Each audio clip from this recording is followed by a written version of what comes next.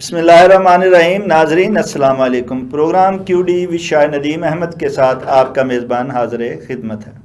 ناظرین، ایک طرف اقوام متحدہ کا کہنا ہے کہ بھارت کا آپریشن سندور عالمی قانون کی خلاف ورزی ہے. بھارت نیک نیتی کے ساتھ سندھ طاس معاہدے پر عمل کرے، تو دوسری جانب صدر آصف علی زرداری کا کہنا ہے کہ بھارت کی طرف سے سندھ طاس معاہدہ تسلیم نہ کرنا اور پانی روکنا سنگین نتائج پیدا کر سکتا ہے. اس پر ہی پیپلز پارٹی کی رہنما سینیٹر شیری رحمان کا کہنا ہے کہ بھارت نے اقوام متحدہ کو کوئی جواب نہیں دیا. بھارتی دہشت گردی سے خطے میں کوئی بڑی جنگ چھڑ سکتی ہے. دفتر خارجہ کا کہنا ہے کہ پاکستان کی غزہ فورس میں شمولیت کا ابھی کوئی فیصلہ نہیں ہوا ہے، جبکہ امیر جماعت اسلامی کا کہنا ہے کہ ملک میں گورننس کا بدترین بحران ہے. معیشت زراعت تنزلی کا شکار ہے، بے روزگاری میں اضافہ اور سرمایہ باہر منتقل ہو رہا ہے. اس فرسودہ نظام کو بدلنا ہی ہوگا. اس کے خلاف تحریک چلانی ہوگی اور اس تحریک میں مزید وقت کے ساتھ تیزی آتی جائے گی. کیا ایسا ہی کچھ ہو پائے گا؟ اس پر اظہار خیال کے لیے آج ہم نے نامور سینئر کالم نگار تجزیہ کار جناب مظہر برلاس صاحب کو مدعو کیا ہے. ہم ان کے انتہائی شکر گزار ہیں کہ ویڈیو لنک پر پروگرام میں شریک ہو رہے ہیں. جناب محترم مظہر برلاس صاحب، کیا پاکستان کی غزہ فورس میں شمولیت کا ابھی کوئی واقعی فیصلہ نہیں ہوا ہے، جبکہ افواہیں گردش تو یہ کر رہی ہیں کہ فیلڈ مارشل کے یہ جو باہر کے دورے ہو رہے ہیں اسی تناظر میں ہو رہے ہیں اور کوئی فیصلہ ہو چکا ہے؟ شاہد صاحب بہت شکریہ. اب آپ دیکھیے کہ یہ جو مختلف وفاقی وزراء کہانیاں بیان کرتے تھے ٹی وی چینلز پر آ کر کہ جی غزہ پر اگر جائیں تو اس سے بڑا اعزاز کیا ہوگا، ہم غزہ کے مسلمانوں کے لیے فائدہ کریں گے، فلانا کریں گے. ان انٹرویوز کو کہاں ہم دفن کریں، کہاں ان کی تدفین کریں؟ وہ حصہ ہے. بہت سے لوگ، بہت سے وفاقی وزراء کہا کرتے تھے. اور دیکھیے بیرونی دنیا میں ایسے تھوڑی ہے کہ ابراہیم اکارڈ کس نے سائن کیا، کیوں نہیں کیا، شرم الشیخ میں کیا ہوا اور کہاں کہاں اس لنچ میں کیا ہوا. بہت سی باتیں ہیں. آنے والے دنوں میں یہ کھل جائے گا کہ پاکستانی فوج وہاں جاتی ہے یا نہیں جاتی. اگر پاکستانی فوج وہاں گئی تو ظاہر ہے پاکستان کے اندر اس کو قبول نہیں کیا جائے گا، اس کے خلاف لوگ مزاحمت ضرور کریں گے. اچھا، ایک طرف تو جو ہے وہ افغان کی جو جنگ بندی تھی، پاک افغان جنگ بندی، وہ ختم ہو گئی ہے، تو دوسری طرف بھارت جو ہے اس کی جارحانہ انداز جو ہے وہ بدستور ویسے ہی جاری ہے جیسے کہ پہلے تھا. اب اقوام متحدہ کے کہنے کے باوجود بھارت اس پر کوئی عمل درآمد نہیں کر رہا ہے. پاکستان اس حوالے سے صرف بیان دے رہا ہے، صدر پاکستان نے بھی بیان دیا ہے، لیکن ان بیانیے سے کیا بھارت کو مجبور کیا جا سکتا ہے اور کیا بھارت مجبور ہوگا کہ وہ اقوام متحدہ کی جو ہے ان پر عمل درآمد کرے؟ ان کو آج یاد آیا کہ اقوام متحدہ کی ہدایت پر، اقوام متحدہ کی باتوں پر انڈیا عمل نہیں کرتا. ان کو آج یاد آیا ہے نا. یہ بھول گئے ہیں کشمیر کے حوالے سے قراردادوں کو. 1948 میں قراردادیں ہوئی، خود نہرو گیا یو این میں، آج تک ان پر تو عمل درآمد ہو نہیں سکا. اس پر تو پاکستانی کچھ کر نہیں سکے. اور آج کل تو ویسے بھی مودی کے یاروں کی حکومت ہے پاکستان میں. دیکھیے یہ شہباز شریف نے کہا تھا کہ سندھ طاس کا معاہدہ جو ختم کیا ہے انڈیا نے، وہ جس دن ختم ہوگا سمجھ لیجیے ہم اعلان جنگ ہے ہماری طرف سے. وہ معاہدہ تو بحال نہیں ہوا. اور ابھی آصف علی زرداری بیانیاں بنانے کی کوشش کر رہے ہیں، یا شیری رحمان. بھائی یہ معاہدہ تو پیپلز پارٹی کے جو بانی چیئرمین تھے ذوالفقار علی بھٹو، جب وہ قدرتی وسائل کے وزیر تھے تو ستمبر 1960 میں یہ کراچی میں تو معاہدہ ہوا تھا جس پر نہرو سائن کرنے آئے تھے. اس معاہدے کے تحت تو ہمارے دریا، خیر میں تو اس معاہدے کے بھی خلاف ہوں کہ ہمارے دریا کیسے تو پانی روک سکتا ہے. कैसे कोई डैम बना सकता है? मसलन मैं तो इंटरनेशनल जो पानी के लॉस हैं उनके तहत भारत बना ही नहीं सकता, चूंकि टेल पर पानी पहुंचना जरूरी है। तो ये किस तरह सतलुज को खा गए, ब्यास को खा गए, रावी को खा गए, चिनाब पर भी उन्होंने डैम बना लिए। तो ये जब डैम बन रहे थे, ये पाकिस्तानी हुक्मरान कहां सोए हुए थे? जब बगलियार डैम बन रहा था, जब माधोपुर डैम बन रहा था, जब किशन गंगा बन रहा था, तो ये किधर सोए हुए थे? जब भाखड़ा डैम बन रहा था, किधर सोए हुए थे? देखिए, ये सिर्फ लोगों की आंखों में धूल झोंक रहे हैं, इसके अलावा कोई नहीं। सिंध तास मायदा तो बहाल हुआ ही नहीं, इंडिया ने खत्म किया। और ऑपरेशन सिंदूर पे भी अब यूएन ने जो भी कहा, यूएन भी इंसाफ तो लोगों को दिलाने में नाकाम रही। ना फलस्तीनियों को इंसाफ दिलाया जा सका, ना कश्मीरियों को इंसाफ दिलाया जा सका। किसको?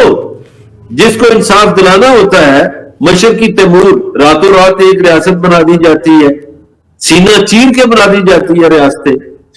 तो ये जो लोग हैं जो कश्मीर के और फलस्तीन के, ये बेचारे कितने कितने सालों से लगे हुए हैं, इन पर तो गौर ही नहीं किया। तो ना यूएन की बात पे इंडिया ने पहले अमल किया, ना अभी करेगा। और पाकिस्तान के ये हुक्मरान जो मोदी के यार हैं, ये सिर्फ बयानबाजी करेंगे, इसके अलावा कुछ नहीं करेंगे।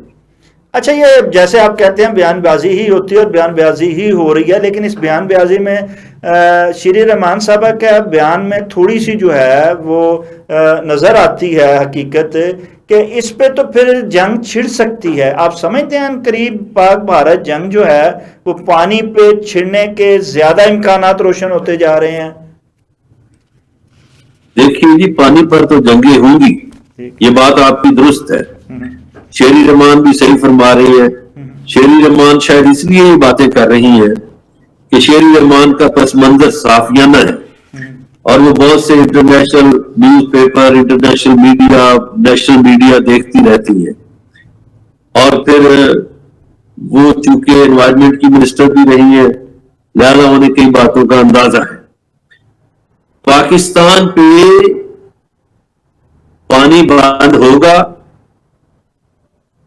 ये जो सिंध तास मायदा इंडिया ने खत्म किया ना, तो उसके बाद ज्यादा एहसास क्यों नहीं हो सकता? वो इसलिए नहीं हुआ कि उसके फौरन बाद सैलाब आ गए। अब सैलाबों में पानी इतना आ गया, इंडिया ने पानी बहुत छोड़ा और हम भूल गए। अब जब गर्म मौसम आएगा, अब इसके बाद आप देख लीजिए, आजकल ये शुरू कर देंगे, जनवरी से पानी रोक देंगे।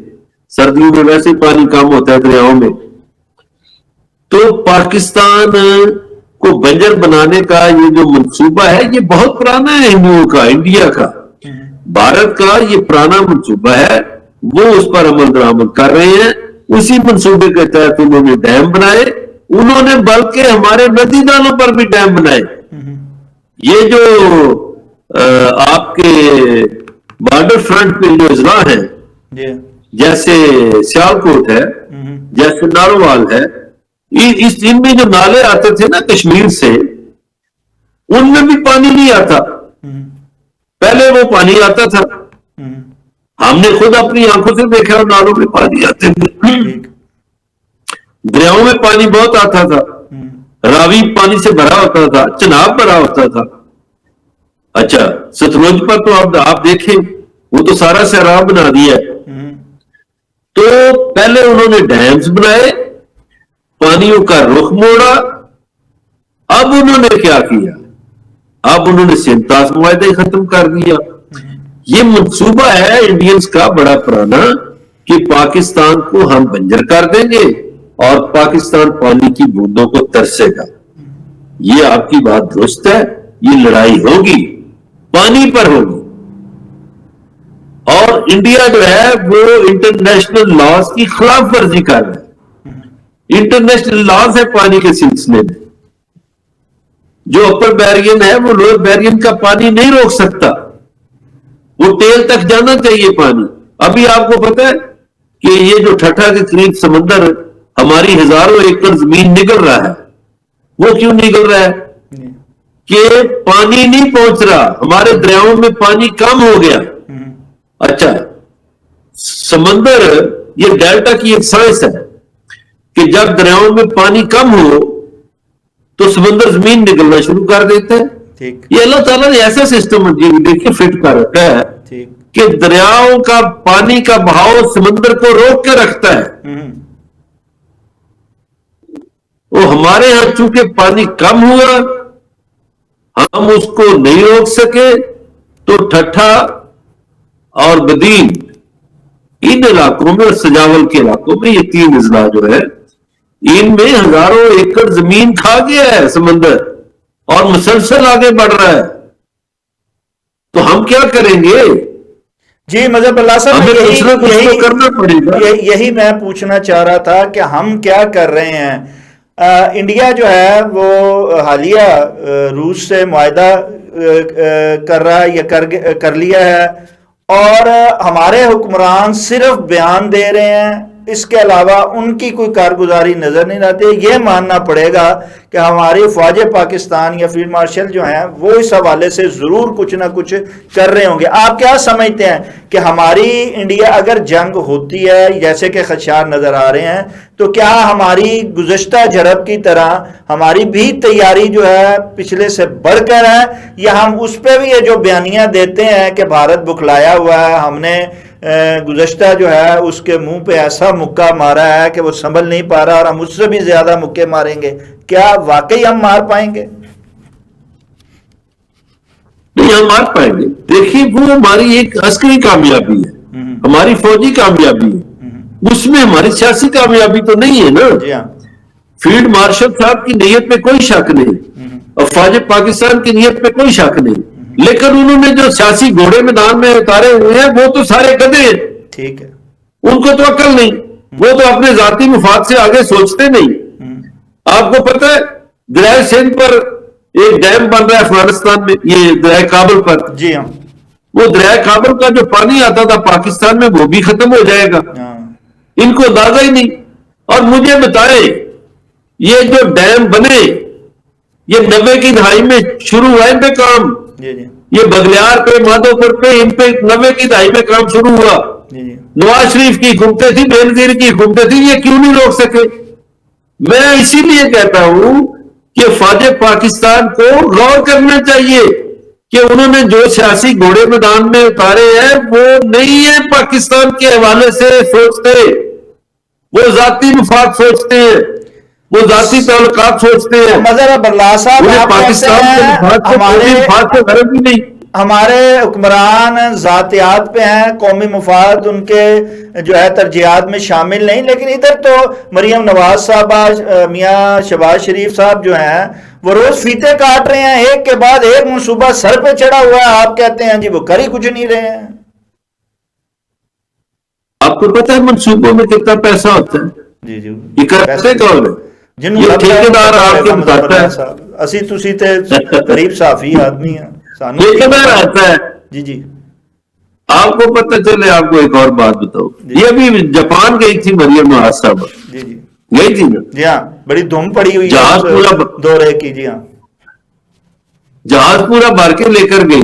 جی جی, اس پہ بہت سے اخراجات آئے. جی جی, اب مبینہ طور پر یہ کہا جا رہا ہے کہ جس دن یہ گئی ڈالر پاکستان میں 280 روپے کا تھا. جی, انہوں نے شو کیا ہے کہ ڈالر میں نے 350 کا لیے. ٹھیک, اب فی ڈالر 70 روپے کہاں گئے, کون کھا گیا, اور کتنے ڈالر تھے اس کا حساب لگا لے.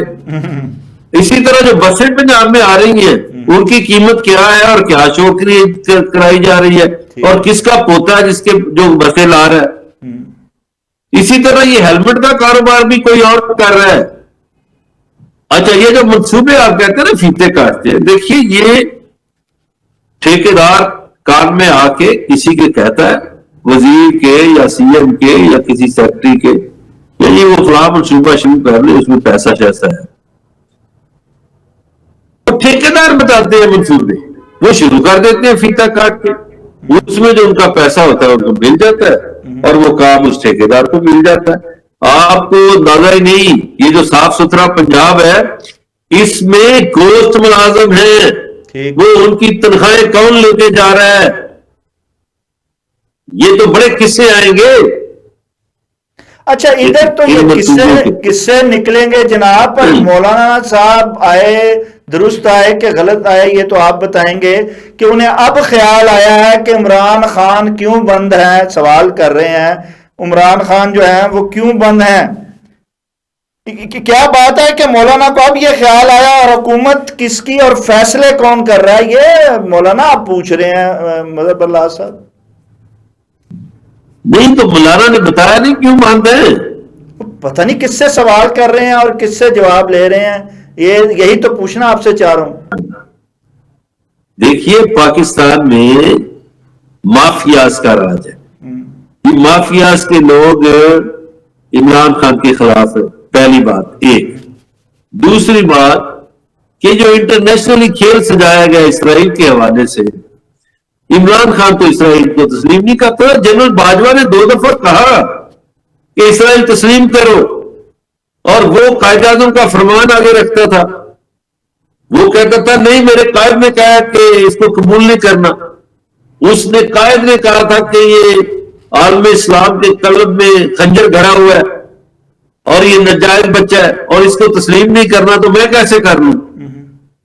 تو ظاہر ہے یہ خبریں پھر باہر بھی جاتی ہیں کہ فلاں بندہ رکاوٹ ہے. فلاں مولانا صاحب کو اپنے پرانے کیے کرائے پر معافی مانگنی چاہیے. مولانا کہا کرتے تھے کہ عمران خان یہودی ایجنٹ ہے، اور عمران خان نے ثابت کیا کہ وہ یہودی ایجنٹ نہیں ہے، بلکہ اس کی تقریر کی دھوم بچی جو یو این میں اس نے کی، کسی مسلمان لیڈر نے نہیں کی. یہاں پر بھی یہ جو سیرت کے حوالے سے چیئر قائم کی، اتھارٹی قائم کی نبی پاک صلی اللہ علیہ وسلم کی ذات اقدس کے حوالے سے، یہ جو القادر یونیورسٹی قائم کی، اس میں تو پڑھائی سیرت جا رہی تھی.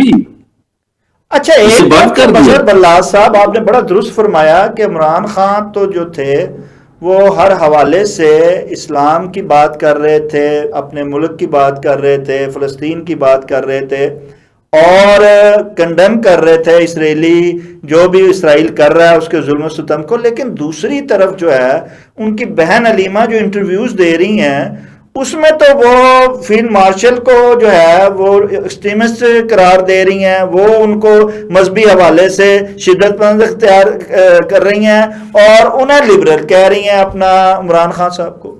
کیوں ایسا کر رہے ہیں؟ یہ کیوں تضاد ان کے اس میں نظر آ رہا ہے؟ نہیں اب آپ میری بات سنیے. ایک آدمی کے بارے پہلی بات تو یہ ہے کہ بہت سی اے آئی جنریٹڈ انٹرویوز آ رہے ہیں، ٹھیک ہے، نمبر 1. جی نمبر 2، علیمہ خان کو کیا پتا کہ خان کی پالیسی کیا ہے؟ اب کوئی کسی کا ترجمان کچھ کہہ دے تو وہ تو نہیں ہوتا. مثلا میں آپ کو بتاؤں، میں اس وقت خبر نہیں دے سکتا تھا. رات کو مجھے پتا چلا کہ پرویز مشرف کل ریزائن کرے گا، اور کوئی 1-1:15 بجے دوپہر کو ریزائن کرے گا. تو میں چونکہ پی ٹی وی جوائن کر چکا تھا تو میں تو خبر دے نہیں سکتا تھا. تو میرے پاس ایک لڑکا بیٹھا تھا چینل 5 کا، اس کو میں نے کہا بھی یہ دے دو، چلا لو. کوئی آدھی سی خبر میں نے صبح پھر وہ احمد میر کو بھی دی. تو انہوں نے کیا کیا، یہ شیری رحمان کو فون کرتے رہے کہ وہ وزیر اطلاعات تھی، اور کچھ نے راشد قریشی کو فون کیا کہ وہ پرویز مشرف کے ترجمان ہے. ان دونوں کو اس بات کا علم ہی نہیں تھا. یہ جو 5 بندوں کے درمیان بات تھی، ایک طارق عزیز اور ایک بندہ نواز شریف کا تھا، ایک آصف زرداری کا، اور 2 وکیل تھے یا اٹارنی جنرل کہہ لیں یا جو بھی کہہ. ان کے علاوہ پتہ ہی نہیں تھا کسی کا، جنہوں نے رات کو ڈرافٹ کیا تھا سارا کچھ 17 اور 18 کی درمیانی رات. تو ترجمانوں کو تو بعد کا پتہ بھی نہیں ہوتا کہ کیا ہو رہا ہوتا. تو راشد قریشی کو 11 بجے تک کہہ رہا تھا نہیں کچھ نہیں ہوگا، صدر صاحب تو قائم ہے، صدر صاحب تو فلانا ہے.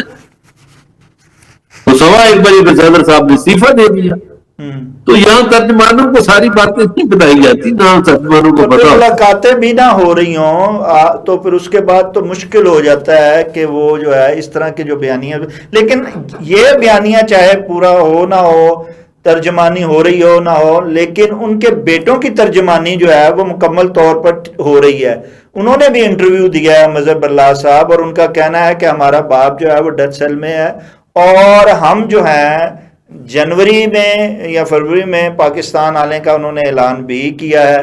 اور وہ یہ انسانی حقوق کے حوالے سے وہ آواز بھی اٹھا رہے ہیں کہ ہمیں لگتا ایسے ہے کہ ہمیں شاید دیکھنا اپنا والد کو آزاد جو ہے وہ نصیب نہ ہو. آپ کیا سمجھتے ہیں کہ واقعی کوئی ایسے عوامل ہیں کہ جن کے خدشات کا اظہار ان کے بیٹے بھی کر رہے ہیں اور آنے کا بھی اعلان کیا، اور یہ ان کے آنا کا اعلان کیا پاکستانی سیاست میں کوئی تبدیلی لا سکتا ہے؟ دیکھیے، سیاسی تحریک کو میں رنگ بھرنے کے لیے جذبات سے بھی کام لیا جاتا ہے. عمران خان صاحب کو کوئی مظاہرہ، کوئی دھرنا آزاد نہیں کروائے گا. ٹھیک، وہ خود کہتے ہیں کہ میں عدلیہ کے ذریعے آزاد ہوں گا، قانون کی پاسداری پہ میرا یقین ہے. باقی جو باقی باتیں ہیں اس کا جواب میں صرف یہ دوں گا کہ جو آدمی مدینہ منورہ میں جا کے جوتے نہیں پہنتا، اس کے عاشق رسول ہونے پہ کیا شک ہے؟ واہ. یہ امام مالک کے بعد یہ سنت امام مالک کی تھی. ٹھیک، امام مالک جو تھے وہ اپنے عمرے کا آغاز بھی مدینے سے کیا کرتے تھے، اور امام مالک جو تھے وہ جوتے مدینے کی حدود سے باہر اتار دیا کرتے تھے. چلے وہ پرانی بات ہے. اس دور میں جو شخص بغیر جوتوں کے، اور اسے بتانے والے بھی مشیر بہت، نہیں گرمی ہے، یہ ہے، وہ ہے، وہ فلانا ہے، جوتے پہن لے، اچھا نہیں لگتا، یہ نہیں لگتا، وہ نہیں. وہ جہاز سے اترتا ہی نہیں بغیر اس کے، وہ جوتے نہیں پہنتا، جوتوں کے بغیر اترتا ہے جہاز سے. اس کے بھی عاشق رسول ہونے پہ کوئی شک کرے تو پھر شک والوں کا اللہ ہی مان. لیکن وہ کہتے ہیں یہ وہ خود نہیں کر رہے تھے، وہ کروایا جا رہا تھا، ان کی بیگم صاحبہ یہ کروا رہی تھیں. اور تبھی تو وہ کہتے ہیں شہباز شریف صاحب کہ یہ حکومتیں جادو ٹونے سے نہیں چلتی، کام کرنے سے چلتی ہیں. وہ حکومت تبھی نہیں چلا سکے، ہم حکومت چلا رہے ہیں. اوکے میں بتاتا ہوں. جی، وہ بابے درکے سے جو جا کے یہ چھوٹیاں کھایا کرتی تھی بینظیر اور نواز شریف، وہ کیا تھا؟ وہ مریم نواز نے ابھی تک جو گلاس پکڑا ہوا وہ کیا تھا؟ ڈھاکہ کے ریجنسی ہوٹل میں جب یہ نواز شریف کی پچھلی حکومت تھی تو 28 مارچ کو ڈھاکہ کے ریجنسی ہوٹل میں کون ملا تھا بنگالی جادوگروں سے؟ اور وہ جادوگر پھر پاکستان آئے اور پرائم منسٹر ہاؤس میں آئے. وہ کیوں تھے؟ زرداری ہاؤس میں بینظیر بھٹو ایسے بیٹھی ہوئی تھی اور درمیان ارد گرد وہ بین بجا کے دھونی لگائی اور جادو ٹونے ہو رہے. دیکھیے یہ باتیں ایسے ہی کرنا آسان ہے. او بھائی، وہ عمران خان تو جب اس کا وہ کرکٹر سے رفڑ تھا انگلینڈ والے سے، عدالت سے فیصلہ تھا، تو اس نے بشیر صاحب کو فون کیا تھا. وہ لاہور میں کوئی ان کے تھے قرآنی آدمی، اس وقت تو بشرا بی بی نہیں تھی. ٹھیک. جب انہیں سر کا خطاب دیا گیا تو ویمن رچرڈ کو بھی دیا، ایک اور کرکٹر تھے ان کو دیا، تو عمران خان نے سر کا خطاب لینے سے انکار کیوں کیا؟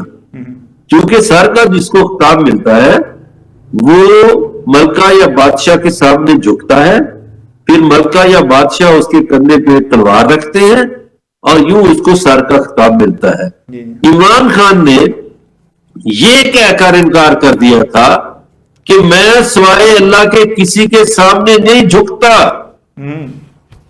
مجھے سر کا خطاب نہیں چاہیے. یہ تاریخ ہے، میں اپنے سے تھوڑی بیان کر رہا ہوں. ہاں، یہ تاریخ لوگوں کو پتہ نہیں ہے مظہر برلا صاحب، اور آپ نے آج واضح طور پہ بتا دیا ہے. لیکن تاریخ ایک اور بھی ہے جو ہماری عدلیہ کی ہے.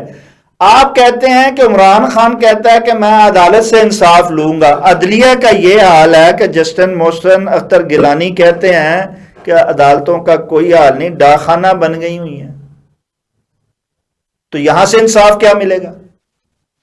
جیسے دیکھیے یہی تو بات ہے، یہ جو جیل میں بیٹھا ہوا شخص ہے اس نے کس کس کو بے نقاب کیا؟ آج پاکستان کی وکلا، عدالتیں، پاکستان کی انتظامیہ، پاکستان کی پارلیمنٹ، طاقتور طبقات، صنعت کار، سب صحافی بے نقاب ہو گئے، اور اس بے نقابی کے بعد بھی وہ شخص کہتا ہے میں قانون کے تحت ہی آؤں گا، اور وہ آئے گا قانون کے ذریعے۔ نہیں، جیسے آپ کہتے ہیں آئے گا، تو اس کا مطلب ہے کوئی خفیہ پیغام مل گیا ہے، کوئی خفیہ ڈیل ہو گئی ہے کہ کھیل پلٹ رہا ہے، وقت تبدیل ہو رہا ہے؟ نہیں سر، نہیں، یہ بات نہیں شاہد صاحب۔ جی جی جب آپ کسی پہ بہت پریشر ڈالتے جائیں، آپ کا ملازم بھی ہو تو پھر کھڑا ہو جاتا ہے ایک دن۔ وہ عدلیہ پہ بہت پریشر ڈال رہا ہے، جس کا اظہار وہ جسٹس جہانگیری نے بتا دیا کہ یہ اسلام آباد ہائی کورٹ کے چیف جسٹس کا پیغام ہے کہ اس پہ پریشر ہے۔ تو ایک دن آتا ہے کہ جب پریشر ماننے سے انکاری ہو جاتے ہیں لوگ۔ میں نے اسی ملک میں نوابوں کے سامنے غلاموں کو کھڑے ہوتے دیکھا ہے۔ لہذا پریشر کا ایک حد ہے نا، اسی زیادہ نہیں برداشت کر سکتے۔ اچھا، اس حوالے سے کھڑے ہو جاتے سسٹم میں سے۔ جی جی شاہد صاحب، جی جی سسٹم کے اندر سے لوگ کھڑے ہوتے ہیں۔ آپ تو چلو ماڈرن آدمی، میں تو دیہاتی آدمی ہوں۔ اچار میں جو کیڑے پڑتے ہیں وہ باہر سے نہیں پڑتے، اچار کے اندر سے پڑتے ہیں۔ ہاں، یہ تو بڑے آپ نے زبردست فارمولہ بتایا ہے، واقعی یہ چیز کا اندازہ نہیں تھا۔ ہم بھی تو یہی سمجھتے ہیں کہ ڈھکن کھولنے کی وجہ، رکھنے کی وجہ سے جو ہے نا باہر سے کیڑے پڑ رہے ہیں، لیکن آپ نے آج ایک اور بھی جو ہے راز کھول دیا کہ وہ اچار کو اندر سے ہی کیڑے پڑتے ہیں۔ اور اچھا، اس اچار کے حوالے سے جس میں یہ اندر سے پڑنے ہیں، امیر جماعت اسلامی کہتے ہیں، انہوں نے بھی کہہ دیا اس چیز کا، تو انہوں نے بھی اقرار کر لیا کہ کوئی گورننس نہیں ہے، کوئی جو ہے وہ پرسان حال نہیں ہے عوام کا۔ تو اس نظام، اس فرسودہ نظام کے خلاف ہماری تحریک جو ہے وہ تبدیلی لائے گی اس نظام کی۔ کیا آپ سمجھتے ہیں کہ واقعی یہ امیر جماعت جو ہے وہ کوئی تبدیلی لا سکے گی؟ جماعت اسلامی جو تحریک چلانے کا انہوں نے اعلان کیا ہے اور آج سے اس کا آغاز کیا ہوا ہے؟ ان کی آدھی بات سے اتفاق ہے، آدھی سے اتفاق نہیں۔ آدھی بات سے اتفاق ہے کہ پاکستان میں گڈ گورننس نہیں ہے، پاکستان میں چور لٹیرا اس طرح کا پروگرام ہے، پاکستان میں حکومت نام کی چیز شاید نظر ہی نہیں آتی۔ اب دوسرا جو ان کا پارٹ ہے کہ ہم تبدیلی لائیں گے، ہم نظام تبدیل کریں گے، نہیں، سوری، اس سے میں اتفاق نہیں کرتا۔ پاکستان میں کبھی بھی مذہبی جماعتوں کے ذریعے کوئی نظام تبدیل نہیں ہو سکتا، اس لیے کہ ان کا ماضی بتاتا ہے کہ یہ کسی نہ کسی کا کھیل کھیل رہے ہوتے ہیں۔ ٹھیک، اس لیے میں نہیں سمجھتا کہ ان کے ذریعے تبدیلی لانے والا اور ہے۔ یہ اب اس کو ہائی جیک کرنے کی کوشش کر رہے ہیں، لیکن لوگ ان کے پیچھے نہیں آئے۔ بہت شکریہ مظہر اللہ صاحب آپ کے وقت دینے کا، اور آپ نے واضح طور پہ ہر ایک پہلو پہ بڑی خوبصورتی سے جو ہے وہ روشنی ڈالی ہے۔ ناظرین، جیسا کہ مظہر اللہ صاحب نے کہا ہے کہ تبدیلی جو ہے وہ صرف بیانیے سے یا باتیں کرنے سے نہیں آتی ہے، تبدیلی کے لیے آپ کو جو ہے وہ نکلنا پڑتا ہے، قربانی دینی پڑتی ہے، اور عوام جو ہے وہ جس کے لیے قربانی دیں گے اور جس کے لیے نکلیں گے یہ عوام جانتے ہیں۔ اگر واقعی ایک وقت ایسا آیا کہ جب نکلنے کی ضرورت پڑی تو عوام ہی نکلیں گے اور عوام ہی تبدیلی لے کر آئیں گے۔ ناظرین، کے ساتھ ہی پروگرام کا وقت ختم ہوا چاہتا ہے۔ اپنی میزبان شاہد ندیم احمد کو اجازت دیجیے۔ آپ کا ہمارا ہم سب کا اللہ نگہبان۔